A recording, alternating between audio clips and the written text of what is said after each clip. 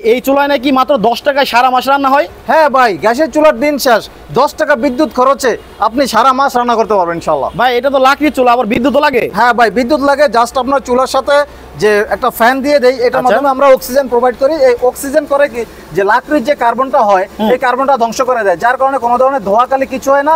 এবং একই সাথে এই ধরনের একটা টুকরাকে জ্বালেয়া 100% ছাই করে ফেলে। এবং আপনি দেখেন, এটা এমন একটা আজব চুলা যে আমি এখানে যে ভিজেয়া দেখেন, ভিজে আমরা কাঠ দিতেছি, এটা জ্বলবে জ্বলবে। এবং অনেকে মনে করতে পারে আবার উপর দিয়ে দিতে হয় না ভাই, এই যে দেখেন এদিক দিয়ে হলো, এদিক দিয়েও দেওয়া যাবে, ঠিক আছে। আচ্ছা, কিন্তু ভাই এই ফ্যান চালাতে কারেন্ট লাগলে তো কারেন্ট বিল অনেক টাকা আইবো। 10 টাকাও বিল আসবে না ভাই সারা মাসে। আচ্ছা ঠিক আছে, এটা ছোট একটা 12 ভোল্টের ফ্যান, ঠিক আছে। এই যে আমরা কি রান্না করতেছেন দেখি একটু ভাই। আচ্ছা, ওরে বাবার বাবা, কি মাংস রান্না করতেছেন? জি ভাই, গরুর মাংস।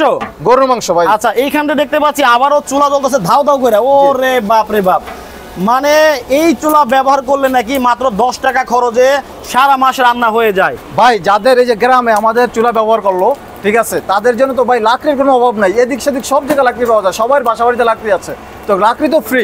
আর গ্যাস আপনার যে বিদ্যুৎ খরচ হয় 4-5 টাকা সর্বোচ্চ খরচ হতে পারে। ওকে, এইটা কি ভাই ফ্ল্যাট বাসায় ব্যবহার করা যাবে? 100% ফ্ল্যাট বাসা থেকে শুরু করে সব জায়গায় ব্যবহার করতে পারবেন, যেহেতু কোনো ধোয়া হয় না। ফ্ল্যাট বাসা আরামসে আপনারা ব্যবহার করতে পারবেন গ্যাসের বিকল্প হিসাবে। গ্যাসের চুলা দিন শেষ।